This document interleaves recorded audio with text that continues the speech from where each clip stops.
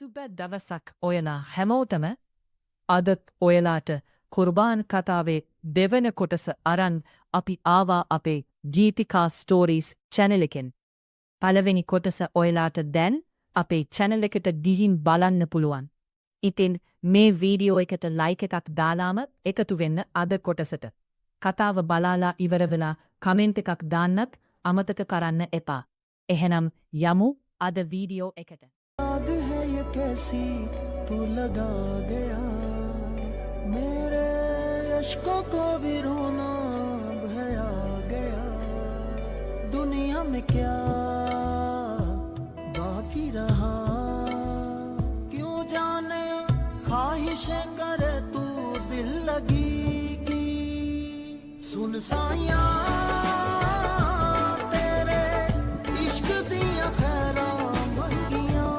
කලින් දවසේ ශාෆිගේ උපන්දින පාටියකෙන් පස්සේ දවස් අපිට පෙන්නනවා.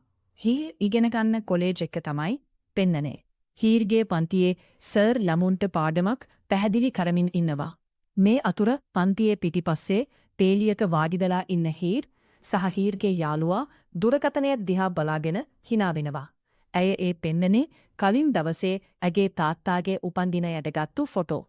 පාඩමට අවධානය නොදී ඉන්න මේ දෙන්නාව දකින සර් ඔවුන් කරන දේ ගැන ප්‍රශ්න කරනවා.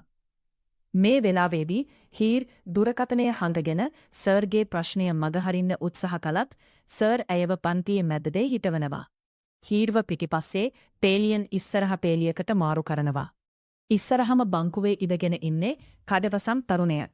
හීර්ට ඒ තරුණයා ළඟින් වාඩි වෙන්න කියලා සර් කියනවා. ඒ තරුණයා ජමාල්.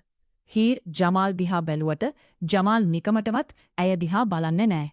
හීර් ඔහු ළඟ වාඩි වෙලා ඉන්නේ හරිම අකමැත්තෙන්.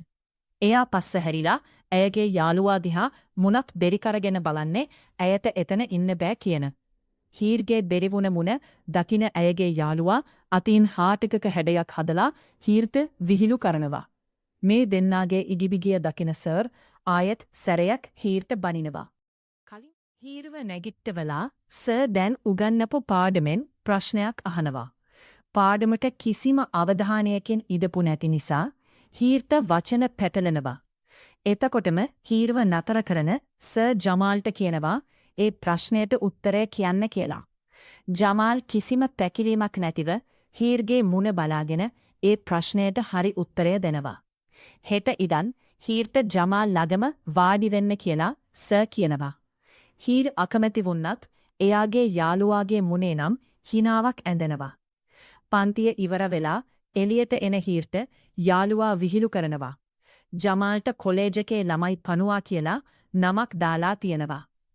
හීර්ගේ යාළුවා වන මිෂාල් ඒ නම කිය විහිළු කරනකොට හීර් මිෂාල් එක්ක රණ්ඩු කරනවා. නමුත් මීළඟට දෙන්නාම අත් අල්ලගෙන කැන්ටින් එකට යනවා. එතනදී හීර් එයාගේ ෆෝන් එක හොයනවා. ඒත් ඒක සාක්කුවේවත් බෑග් එකේවත් නෑ. දෙන්නාම හොදටම කලබල වෙනවා. එක සැරේම යමක් මතක් වෙන හීර් කොරිඩෝව දිගේ දුවගෙන යනකොට මිෂාලොත් ඒ පිටිපස්සෙන් දුවන්නේ කිසි දෙයක් හිතාගන්න බැරුව. හීර් කෙලින්ම දුවගෙන එන්නේ ජමාල් පාඩම් කර ඉන්න පුස්තකාලයට. පාඩම් කරන ජමාල්ගේ ළඟට එන ඒ දෙන්නා හීර්ගේ ෆෝන් එක ජමාල් හොරකම් කරලා කියලා චෝදනා කරනවා.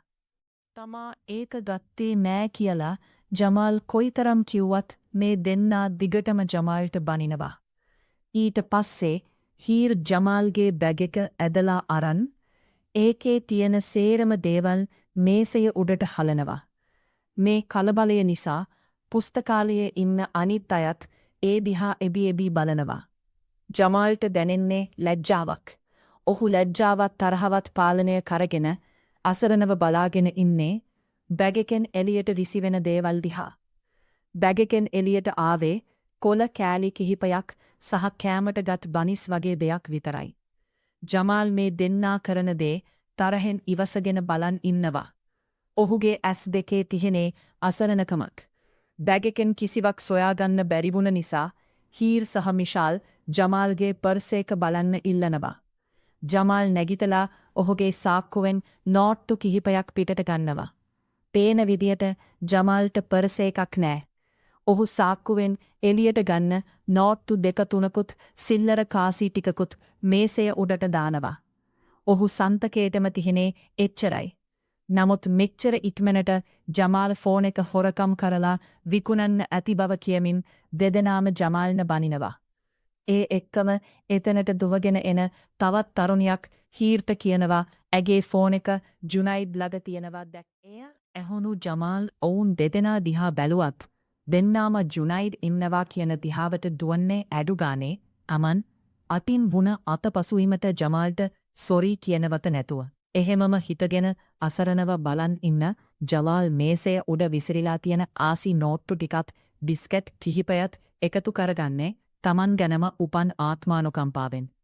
මීලෙටට අපිට පෙන්නන්නේ ජුනයිඩ් ඔහුගේ යාළුවන් දෙන්නෙක් එක්ක හීර්ගේ ෆෝන් එක බලබල ඉන්නවා. එයලා හීර්ගේ ෆෝන් එකේ තියෙන ෆොටෝස් බලබල හීර් ගැන නරක කතා කියනවා. ඒ එක්කම එතනට එන හීර් ජුනයිඩ්ට හිතාගන්නවත් බැරි වේගයකින් ඔහුගේ අතින් තමන්ගේ ෆෝන් එක ඇඩලා ගන්නවා. වචනයක්වත් කතා නොකර ජුනයිඩ් දිහා රවාගෙන බලන් ඉන්න හීර් මිෂාල්වත් ඇනගෙන එතනින් යන්නේ තරහින් පුපුරමින්. මීලකට අපිට පෙන්නන්නේ හීර් කොලේජ් එක අවසන් කරලා රියදුරුත් එක්ක කාර් එකේ ගෙදර යනවා. අතරමඟදී ජමාල්ව දකින එයා කාර් එක නතර කරලා ජමාල්ට කතා කරනවා. ඔහු ඉන්නේ ඔහුගේ බයිසිකලය හදන ගමන.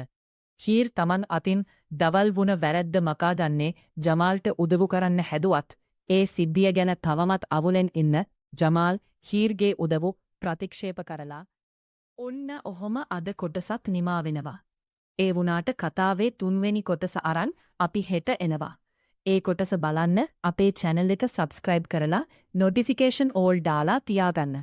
ඒ වගේම මේ වීඩියෝව බලලා like කරන්න, comment කරන්න, share කරන්නත් අමතක කරන්න එපා. එහෙනම් මීළඟ කොටසින් හමු වෙනකන් ඔයාට සුබ දවසක්.